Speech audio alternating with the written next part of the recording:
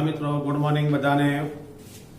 આપણે chapter number 5 માં સ્વાધ્યાય 5 આપણે ચાલે છે।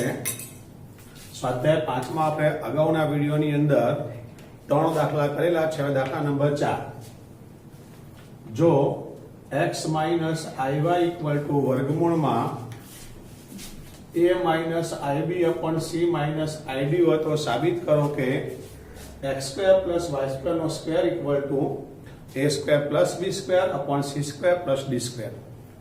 આપણે એકાદ વિડિયો પહેલા ઉદાહરણમાં આવો દાખલો આવેલો હતો।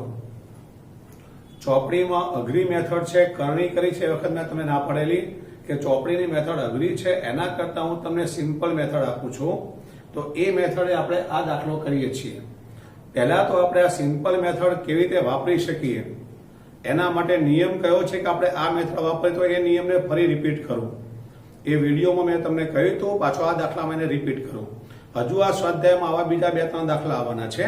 તો જો નિયમ એવો હતો, અહીંયા x iy કે x + iy આવેલો હોય અને આનો સ્ક્વેર તમારે લાવવાનો હોય।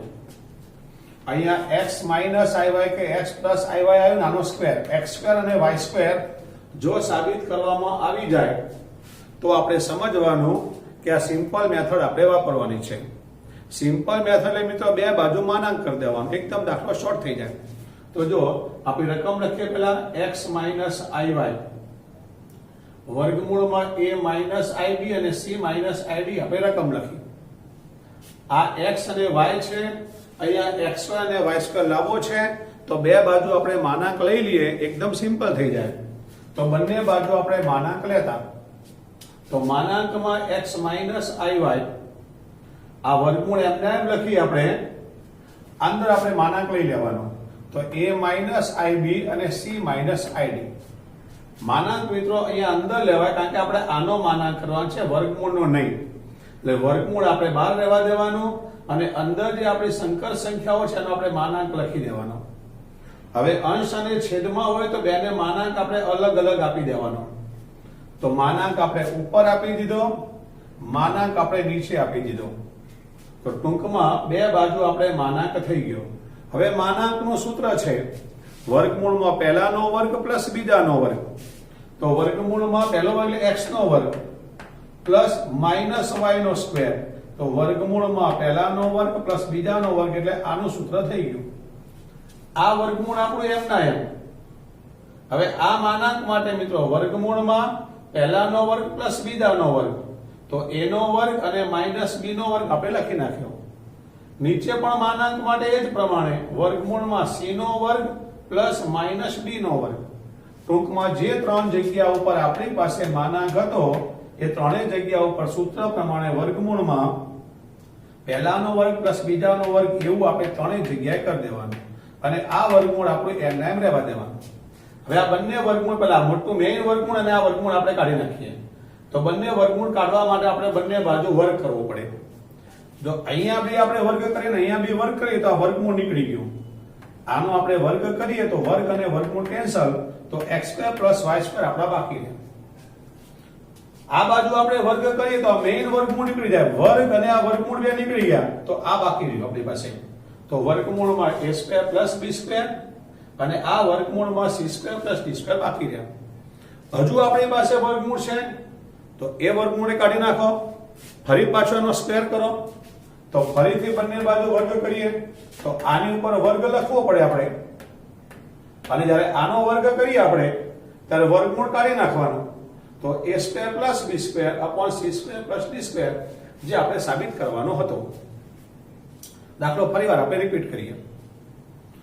x iy = વર્ગમૂળમાં a ib c id આપણી રકમ છે। આ x iy છે ને અહીંયા આપણે બંનેનો સ્ક્વેર લાવવો છે, x² + y² લાવવો છે। ત્યાં જ આપણા મગજમાં ખ્યાલ આવવો જોઈએ, આપણે બે બાજુ માનાંક લઈ લઈએ તો દાખલો આપણને સહેલો પડે। તો આપણે બે બાજુ માનાંક લઈએ છીએ। તો માનાંકમાં x y, આનો આખો માનાંકમાં a ib અને c id। હવે આ માનાંકને મિત્રો આપણે આખો છે તો ઉપર નીચે અલગ અલગ માનાંક આપણે આપી દેવાનો। તો માનાંકમાં a ib, માનાંકમાં c id। હવે માનાંકનો મતલબ એવો થાય વર્ગમૂળમાં પહેલાનો વર્ગ પ્લસ બીજાનો વર્ગ. તો અહીંયા પણ એવું મિત્રો વર્ગમૂળમાં a નો વર્ગ પ્લસ માઇનસ b નો સ્ક્વેર, વર્ગમૂળમાં c નો વર્ગ માઇનસ d નો સ્ક્વેર. હવે આ પહેલા મેઇન વર્ગમૂળ આપણે કાઢી નાખીએ તો બે બાજુ આપણે વર્ગ કરવાનો. તો આનો તમે વર્ગ કરો એટલે વર્ગ અને વર્ગમૂળ નીકળી ગયા તો x² + y². આમાં તમે વર્ગ કરો એટલે વર્ગ અને વર્ગમૂળ નીકળી ગયા, આપણી પાસે આ બાકી રહેશે. ફરી પાછો બે બાજુ વર્ગ કરીએ આપણે તો આ વર્ગમૂળ પાછો નીકળી જાય. તો a² + b² c² + d² અને x² + y² નો સ્ક્વેર આપણો પહેલા દાખલાનો જવાબ આવી જાય. તો આ દાખલો બરાબર ક્લિયર તમને? દાખલા નંબર 5 માં જોઈએ. દાખલા નંબર 5 એમાં મિત્રો બે દાખલા આપ્યા છે, ધ્રુવીય સ્વરૂપમાં ફેરવો. તો દાખલા નંબર 5 નો આપણે પહેલો દાખલો લઈએ. 1 + 7i / 2 - i આખાનો સ્ક્વેર. આપણો નિયમ મિત્રો એવો છે કે સંકર સંખ્યાનો કોઈ પણ દાખલો હોય નીચે i જોવા મળવો જોઈએ નહીં. જો નીચે i જોવા મળે તો પહેલા નીચેનો i કાઢી નાખવાનો. નીચેનો i નીકળી જાય પછી એને જે માંગ્યું હોય તે આપણે સ્વરૂપ આપી દેવાનું. તો z = 1 + 7i / 2 - i નો સ્ક્વેર. પહેલા આપણે આના વર્ગનું વિસ્તરણ કરી દઈએ. આના વર્ગનું વિસ્તરણ કરીએ તો 2 નો વર્ગ 4, પછી 2 લખીને પહેલું બીજું પદ જેને મધ્યમ પદ આપણે કહેતા હતા તો 2 લખીને પહેલું બીજું પદ તો 2 દુના 4i અને પછી આવશે i². હવે i² દેખાય તે આપણે -1 કરી દેવાનું. તો 1 + 7i 4 - 4i ને i² દેખાય તે -1. તો અહીંયા 1 + 7i આ 4 માંથી 1 જાય તો 3 - 4i એવું મિત્રો આનું સાદુરૂપ આવી ગયું. હવે આ સાદુરૂપ આવ્યા પછી પાછો નીચે તો i છે, નીચે i જોવા ન મળવો જોઈએ માટે આપણે આની કરણી કરી દેવાની. આની કરણી મિત્રો 3 - 4i ને 3 + 4i એની કરણી.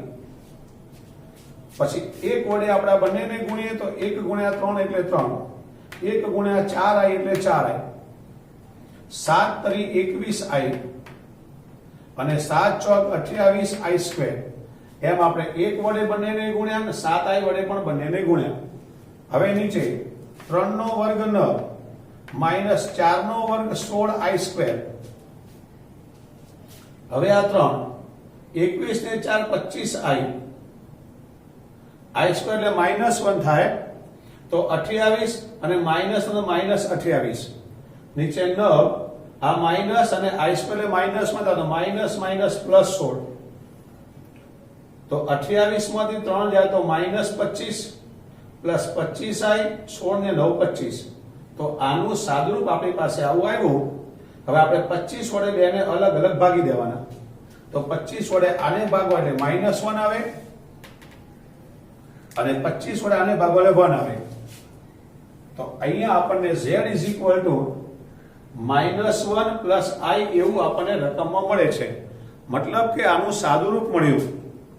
આ જે રકમ આપણી હતી એ રકમનું પ્રમાણિત સ્વરૂપ એટલે કે a + ib સ્વરૂપ આપણને આ મળ્યું. પહેલા આપણે a + ib લાવવા પડે. હવે a + ib લાવ્યા પછી આપણે રકમ વાંચવાની કે ધ્રુવીય સ્વરૂપમાં ફેરવો. તો ધ્રુવીય સ્વરૂપના નિયમો યાદ કરો. ધ્રુવીય સ્વરૂપનું સૂત્ર યાદ કરો. ધ્રુવીય સ્વરૂપનું સૂત્ર હતું r cos θ + i sin θ. તો પહેલા આપણે r લાવવું પડશે અને પછી θ લાવવું પડશે. r એટલે મિત્રો માનાંક કહેતા આપણે માનાંકમાં z. તો પહેલા આપણે માનાંક લેવાનો. માનાંક લાવવા માટે આ વાસ્તવિક સંખ્યાને આપણે a નામ આપતા હતા અને કાલ્પનિક સંખ્યાને આપણે b નામ આપતા હતા. તો a = -1 અને b = 1 છે આપણી પાસે. હવે માનાંકનું સૂત્ર વર્ગમૂળમાં a² + b². તો -1 નો સ્ક્વેર અને 1 નો સ્ક્વેર. -1 નો સ્ક્વેર 1 થાય અને 1 નો સ્ક્વેર પણ 1 તો વર્ગમૂળમાં 2. તો મિત્રો આનો આપણને માનાંકમાં z વર્ગમૂળમાં 2, માનાંકમાં z જેને આપણે r કહીએ છીએ તો r = વર્ગમૂળમાં 2 આપણને મળી ગયો. હવે આપણે કોણાંક માટે કોણાંકમાં મેં તમને દાખલા બધા જે સ્વાધ્યાયમાં શીખવાડ્યા હતા ધ્રુવીય સ્વરૂપવાળા સ્વાધ્યાયની અંદર એને યાદ કરો. કોણાંક માટે આપણે પહેલા tan θ નું સૂત્ર મૂકતા હતા. tan θ બરાબર b/a. b એટલે આપણને મળે છે આ 1, a એટલે -1. 1/1 એટલે 1 થાય ને, -1 પણ માનાંક છે એટલે પ્લસ થઈ જાય. હવે આપણા પેલા ત્રિકોણમિતિ કોષ્ટકમાં તમે કિંમત જુઓ. tan ની કિંમત 1 ક્યારે આવે છે? તો કોષ્ટક પરથી tan ની કિંમત 1 tan π/4 45 નો ખૂણો હોય ત્યારે આવે. તો tan θ બરાબર tan π/4 અહીં આપણે લખી નાખવાનું. હવે આ લખ્યા પછી આપણે ચરણ નક્કી કરતા હતા. ચરણ નક્કી કરવા માટે પહેલા આપણે a લખતા, a = -1. પછી b લખતા, b = 1. a હોય તે આપણે x અક્ષ લખતા અને b હોય તે આપણે y અક્ષ લખતા. બધા દાખલા માટે કોમન મેં તમને શીખવાડ્યું છે. તો a એટલે x અક્ષ, b એટલે y અક્ષ. હવે આ -1 છે તો ઋણ છે, આ +1 છે તો ધન છે. અહીંની આપણે નિશાની જોવાની, આ -1 અને આ +1. હવે આપણે આલેખ ચેપ્ટર 9મા ધોરણનું યાદ કરીએ. 9મા ધોરણના આલેખની અંદર x અક્ષ ઋણ આવે અને y અક્ષ ધન આવે એવું કયું ચરણ? તો જોઈએ જરા આપણે આમાં. આ x અક્ષ અને આ y અક્ષ. x અક્ષ ઋણ આવે એટલે મિત્રો આ ઋણ, આ બાજુ માઈનસ આવે, આ બાજુ x ના ધન આવે, આ બાજુ x ના ઋણ આવે. y અક્ષ ધન આવે તો y ઉપર ધન આવે, નીચે માઈનસ આવે. તો આ બેને સાંકળતું મિત્રો ચરણ આપણું આ આવ્યું. આ ચરણને બીજું ચરણ કહેવાય. તો થીટા એ બીજા ચરણમાં છે. આ બીજા ચરણમાં x એ ઋણ હતું, y એ ધન હતું, એટલે આપણે બીજું ચરણ મળી ગયું. તો થીટા એ બીજા ચરણમાં છે. હવે ધ્રુવીય સ્વરૂપવાળા બીજા ચરણના નિયમોને આપણે યાદ કરીએ. તો મેં તમને દરેક દાખલામાં મેં તમને આ સર્કલ દોરતો જ આવ્યો છું. ફરી પાછો સમજાવી દઉં. પહેલા ચરણમાં આવે તો 0 પછી પ્લસ કરજો, ચોથામાં તો 0 પછી માઈનસ કરજો, બીજા માટે પાઈ પછી માઈનસ નિયમ છે અને ત્રીજા માટે -π પછી પ્લસ નિયમ છે. જે મેં તમે ત્રિકોણમિતિના વિડીયોમાં આ બધી વસ્તુ સમજાવેલી છે. છતાં આપણે તો ખાલી ધ્રુવીય સ્વરૂપ માટે આટલું જ યાદ રાખવાનું છે. હવે આપણી પાસે થીટા એ બીજા ચરણમાં છે તો બીજા ચરણનો નિયમ મૂકી દેવાનો, પાઈ માઈનસ. તો પાઈ માઈનસ બીજા ચરણનો નિયમ છે, પાઈ માઈનસ. અને આ ખૂણો આપણે અહીંયા હોય તો લખી દેવાનો. આ π/4 છે, આપણે π/4 મૂકી દેવાનું. 4 લસા લઈ લઈએ તો 4π - π એટલે 3π/4 આપણને કોણાંક થીટા મળે છે. હવે આપણું ધ્રુવીય સ્વરૂપનું સૂત્ર, r કૌંસમાં cos θ પ્લસ i sin θ. તો r ની વેલ્યુ આપણને વર્ગમૂળમાં 2 મળી છે, cos θ ની વેલ્યુ 3π/4, i sin θ ની વેલ્યુ પણ 3π/4 આપણને મળી છે. માટે ધ્રુવીય સ્વરૂપમાં આપણો આ જવાબ આવશે. દાખલાને આપણે ફરી એકવાર રિપીટ કરીએ. આપણી પાસે મિત્રો આ રકમ છે, આપણી આ રકમ છે. તો પહેલા આપણા નિયમ પ્રમાણે નીચે i નહીં હોવો જોઈએ, જેને કહેવાય આપણું પ્રમાણિત સ્વરૂપ, જેને કહેવાય a + ib સ્વરૂપમાં કોઈ પણ દાખલાને આપણે પહેલા લાવવો પડે. તો પહેલા આપણા વર્ગ છે તો વર્ગનું નીચે વિસ્તરણ કરી દઈએ. ઉપર કઈ નહીં કરવાનું, ઉપર 1 + 7i, નીચે મિત્રો 2 નો વર્ગ એટલે 4, -2 દુ 4i પ્લસ i નો સ્ક્વેર. i સ્ક્વેર દેખાતે -1 મૂકી દો તો ઉપર 1 + 7i, નીચે 4 -4i અને -1. 4 માંથી 1 જાય તો 3 -4i, ઉપર 1 + 7i બેઠું. હવે આપણાનું સાદું કાપ્યો, વર્ગનું આપણે વિસ્તરણ કર્યું તો આપણને આવું પદ મળ્યું છે. પણ આપણો નિયમ તો મિત્રો નીચે i નહીં હોવો જોઈએ. તો હવે આપણે આની કરણી કરી દઈએ. તો 3 + 4i ઉપર નીચે આપણે ગુણી નાખ્યા. 1 વડે બંનેને ગુણો તો 1 × 3 3 + 4i. 7i વડે ગુણો તો 7 × 3 21i, 7 × 6 28i². નીચે મિત્રો આ બંને સરખા છે તો પહેલાનો સ્ક્વેર માઈનસ બીજાનો સ્ક્વેર કરી નાખો. હવે 3 એમના એમ, 21 ને 4 25i, i² -1 થાય તો -28, i² -1 થાય તો +16, 28 માંથી 3 જાય તો -25 પ્લસ 25i, નીચે 25. બંનેને આપણે અલગ અલગ કરી નાખીએ, છેદ વિભાજન. તો 25/25 એટલે -1 અને 25/25 એટલે +i. તો હવે આપણે આ દાખલાની નવી રકમ આપણી આ બની ગઈ. હવે આપણે આને જોવાની જરૂર નથી. આપણે આ નવી રકમ a પ્લસ ib ના સ્વરૂપમાં આપણી રકમ મળી ગઈ. હવે આપણે a પ્લસ ib સ્વરૂપનું ધ્રુવીય સ્વરૂપમાં કેમ રૂપાંતર કરતા હતા એ નિયમ આપણે યાદ કરીએ. તો ધ્રુવીય સ્વરૂપ લાવવા માટે આપણે એકવાર માનાંક લાવતા, એકવાર કોણાંક લાવતા. તો માનાંક માટેનું સૂત્ર છે, તો પહેલા આને a બરાબર -1 કહેવાય, વાસ્તવિક સંખ્યાને a કહેવાય, i વાળી સંખ્યાનો સહગુણકને b કહેવાય. તો i ની આગળ કઈ ની માટે 1 કહેવાય, તો b બરાબર 1 કહેવાય. માનાંકનું સૂત્ર વર્ગમૂળમાં a square plus b square, તો -1 નો સ્ક્વેર અને 1 નો સ્ક્વેર, તો આ 1 થાય, આ 1 થાય, √2 આપણને મળી ગયા, એ આપણને માનાંકમાં મળી ગયા. હવે કોણાંક માટે tan θ બરાબર b upon a સૂત્ર છે આપણું. b એટલે 1, a એટલે -1. ઓલ ઓવર -1 આપણને મળ્યા. માનાંકની બહાર નીકળે તો +1. ત્રિકોણમિતિ કોષ્ટકમાં આપણે જોઈ લેવાનું કે 1 વેલ્યુ ક્યારે આવે છે. tan θ બરાબર tan π/4 ત્યારે 1 વેલ્યુ આવે છે. હવે આપણે ચરણ નક્કી કરવાનું. ચરણ નક્કી કરવા માટે પહેલા આપણે a અને b અહીંયા લખી નાખવાના. a ની બાજુમાં x અક્ષ લખવાનો, b ની બાજુમાં y અક્ષ લખવાનો. પછી આ -1 છે તો અહીંયા જે ઋણ છે, આ +1 છે તો જે ધન છે. હવે આપણે વિચારવાનું કે x અક્ષ ઋણ અને y અક્ષ ધન કયા ચરણમાં છે. તો x અક્ષ ઋણ આ બાજુ આવે, y અક્ષ ધન આ બાજુ આવે, બીજા ચરણમાં થાય. તો θ એ બીજા ચરણમાં છે. તો આપણે મેં તમને આપેલા નિયમો યાદ કરો કે બીજા ચરણ માટે નિયમ મેં કયો આપ્યો તો π-. તો θ બરાબર π પછી માઈનસ અને આપણો જે ખૂણો આવ્યો હતો π/4. લસા લઈ લઈએ તો 4 × 4 માં થઈ ગયા તો 3π/4. માટે આપણને ધ્રુવીય સ્વરૂપ મળશે r કૌંસમાં cos θ પ્લસ i sin θ.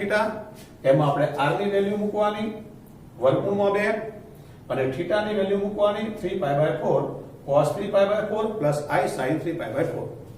તો દાખલો બરાબર ક્લિયર તમને. હવે આપણે દાખલા નંબર 5 નો બીજો લઈએ. પહેલો બરાબર ક્લિયર. દાખલા નંબર 5 નો આપણે બીજો લઈએ. 1 + 3i 1 - 2i ને ધ્રુવીય સ્વરૂપમાં ફેરવો. એટલે બંને દાખલા ધ્રુવીય સ્વરૂપના છે. તો શરૂઆત ફરી પાછી z = 1 + 3i upon 1 - 2i. આપણા નિયમ પ્રમાણે નીચે i નહીં હોવો જોઈએ, તો આપણે આની કરણી કરી દઈએ. તો 1 + 3i 1 - 2i અને 1 + 2i એની કરણી ગુણી નાખીએ. 1 સાથે 1 એટલે 1, 1 સાથે 2i, 3i સાથે 1 એટલે 3i અને 3 દુના 6i². નીચે 1 નો વર્ગ, 2i નો સ્ક્વેર એટલે 4i². આપણે ડાયરેક્ટ લખવાનું, ઘણા બધા દાખલાની પ્રેક્ટિસ થઈ ગઈ તો સીધું જ 2 દુના 4i² આપણે લખી નાખવાનું. આ 1, 3 ને 2 5i, i² -1 મૂકો તો -6. નીચે 1 + 4 થઈ ગયા. 1 - 6 એટલે -5 પ્લસ 5i નીચે 5. છેદ વિભાજન કરીએ આપણે. 5 આને આપો તો 5 5 ઉડી ગયા એટલે -1.